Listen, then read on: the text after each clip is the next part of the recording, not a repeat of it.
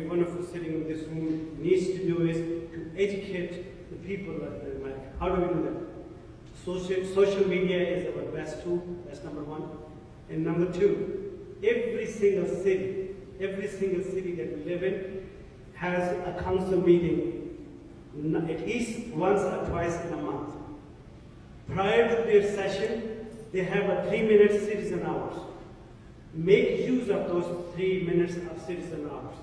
If the issue is of a dire attention, they let you go for 3 minutes, 4 minutes. They want to hear it. I'm just going to give you my example. When I started going to the cities in my neighborhood, so I was asked to speak in 3 minutes, but I ended up speaking at least 8 to 10 minutes in every one of the instances, because people were eager to listen to the situation that is happening in Kashmir.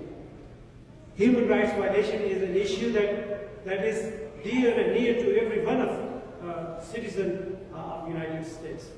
But our job is to educate them, apprise them, and share the facts with them. We wanted to meet a congressman and we wanted to write up to him, and he was not responding back to our emails.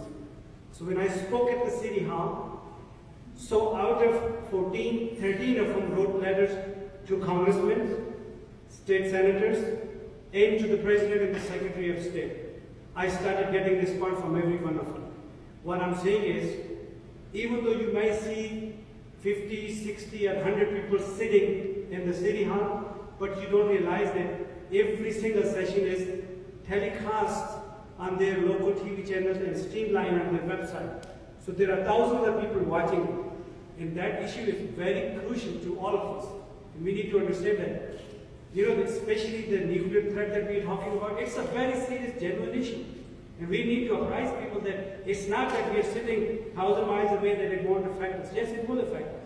It will affect the economy. It will affect the people who are already on that part of the region. It will affect those multinational companies who have invested. It will affect those taxpayer money that you're giving for the peace and security. Of course it will affect us. So the number one, talk to your peers. Talk to your peers. Number two, talk to the cities. Go attend the city council meetings. Write to your representative and be active on the social media. That's what I would say. The two questions can be seen as related in the sense of the current configuration that we're dealing with in the world, as well as what the Palestinians, Kashmiris, and I would say those who are active for justice and human rights globally. I would actually take you back to Martin Luther King's speeches of 68 and 69, especially his speech on the 3 evils of society. When Martin Luther King gave that speech, the 3 evils of society, taking militarism, materialism, and racism to task, 73% of the American public was against him. He was granted the Nobel Peace Prize. The New York Times wrote an editorial against him. Washington Post, even mainstream black press wrote statements against him because now he was taking on the United States in foreign policy, especially taking a position on the Vietnam War, which up to that point he was not yet speaking on that. So the challenge that is facing us today, I would say, is the same as the challenge that Martin Luther King articulated in the 3 evils of society. And I think if you can go back and read that speech and really delve deep into it, you would actually see that every piece that we're dealing with today is exactly, if it not magnified, 100 times more.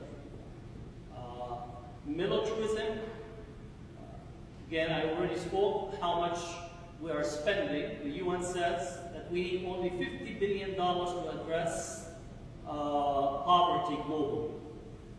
Yesterday was a report in the United States we need $30 billion to address homelessness. But yet, our military budget is $775 or $76 billion, and last year the cost is $1.25 trillion for our budget. Anytime that you need a school to be built, we don't have the money, but if we need a smart bomb and an airplane, we have $350 million that comes out of nowhere. That's a misplaced priority that we continue to suffer. And since 9/11, we have spent close to $7 trillion on these wars that all went into the second part, which is materialism. Every year I try to take Oxfam report on the concentration of wealth. 3 years ago, it was 84 men that had more wealth than 50% of the population. Now, this year, we have 8 men that have more wealth than 50% of the world population. The type of concentration of wealth is obscene to think that is taking place in a systematic way, and those are connected because militarism takes the taxation of people and basically closes the future horizon of our society and marches people, theirs are to do and die, theirs is not to ask why, in that sense, what we are doing. So again, unless we challenge the military-industrial complex, the materialism, and then you get into the racism, which likewise is a major, it's connected to the military complex, military-industrial complex, but also in terms of economic resources. We have the sports industrial complex. We have the prison industrial complex. We have public housing industrial complex. We have the war on drugs industrial complex. All these are structurally designed to actually have trickle-up economics. And this is where, when somebody asks me what is trickle-down economics, I tell you what it is. You take the poor, you flip them upside down, and you shake their pockets, and then you have the rich holding their hands, and that's what trickle economics has been. So structurally, we have to critique how our structure is designed in that way. Which gets into the whole notion, what is Israel's goals and aspirations? I tend to actually say it differently. There's this whole notion, both Muslims and Jews are almost as supporting castes in a theater piece that the Christian millenarian speculative theologians are the main actors and directors of it.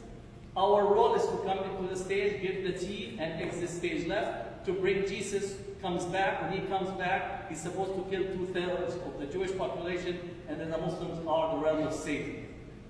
That's the speculative theology that is there. And I think what we need is to begin to critique this notion, as well as not to think of the relationship of Jewish and Muslim in a colonial construct, and therefore how to decolonize our own